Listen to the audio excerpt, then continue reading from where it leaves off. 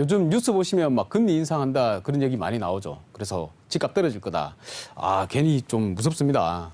보면 지난 5월 4일이죠. 5월 초에 옐런 재무부 장관이 미국 재무부 장관이 이제 금리 올릴 수도 있다 이렇게 말을 하고 그 뒤로부터 계속 이제 금리 인상에 대한 시그널이 보이고 있습니다.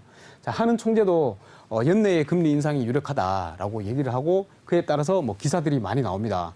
11월, 10월 이때 한은도 금리 인상 뭐 한다, 버튼 만지작거린다 이런 기사들을 볼 수 있으니까 아무래도 금리가 인상돼 가지고 내가 이자가 많이 나가게 되면 사람들이 좀 부담을 가지겠죠. 그래서 집을 안 사게 되고 집을 안 사게 되면 팔려는 사람이 많아지니까 또 매물이 많아져 가지고 집값이 폭락한다. 그게 또 이 스토리 아니겠습니까?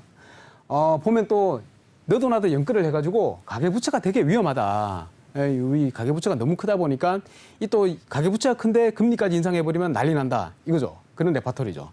자, 그런데 말입니다. 한번 보시자고요. 이 가계부채 문제가 언제부터 불거졌느냐? 제가 그냥 기사를 찾다가 봤는데 2002년도에 보니까 이때 새 가계부채 급증에서 가장 염려된다 이렇게 나왔습니다.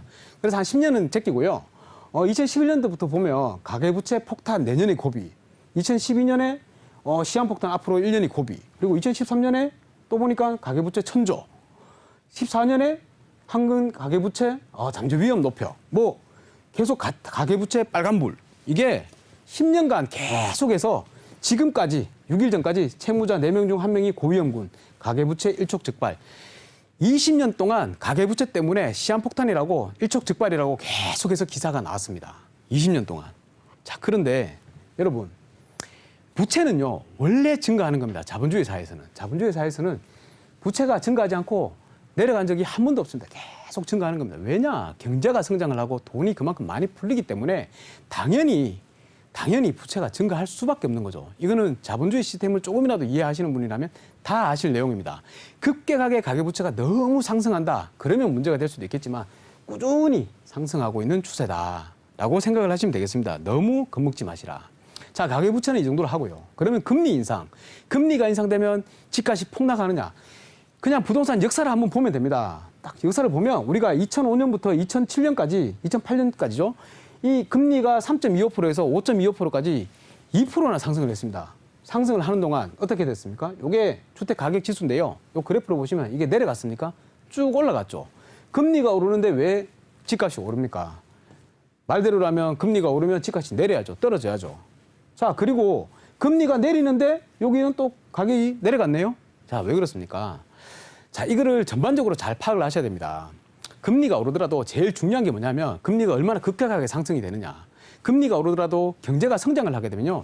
당연히 성장하는 폭이 크기 때문에 집값은 계속 오르게 되고요.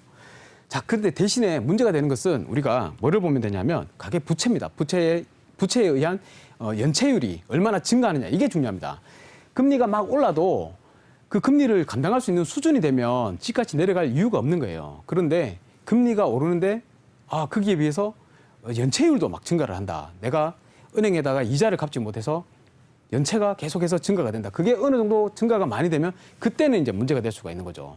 그때는 이제 우리가 집을 보유하는 것보다 차라리 은행에 더 넣어놓는 게 더 많은 금리로 인한 수익을 가져온다 이러면 당연히 다들 집을 팔고 은행에다가 현금을 맡기겠죠. 그렇게 되는 시기가 오면 그때는 문제가 되는데 그게 아니면 큰 문제가 없다는 겁니다. 지금 현재 보면 우리나라에 요게 가계대출 연체율이 나타내는 그래프인데요. 지금 현재 사상 최저입니다. 0.2%입니다. 그래서 여러분들께서 아무런 걱정을 하실 필요가 없다. 아직까지도. 만약에 연체율이 1%, 2% 막 올라간다 그러면 그때 고민하십시오. 그때는 저희가 나와서 먼저 말씀을 드리겠습니다. 지금은 집을 살 시기가 아니라는 것을요. 그래서 여러분들께서 금리 인상에 대한 너무 걱정 많이 하시지 마시고요. 앞으로 다음에 계속 또 지켜봐 주시면 좋은 정보 드리도록 하겠습니다. 감사합니다.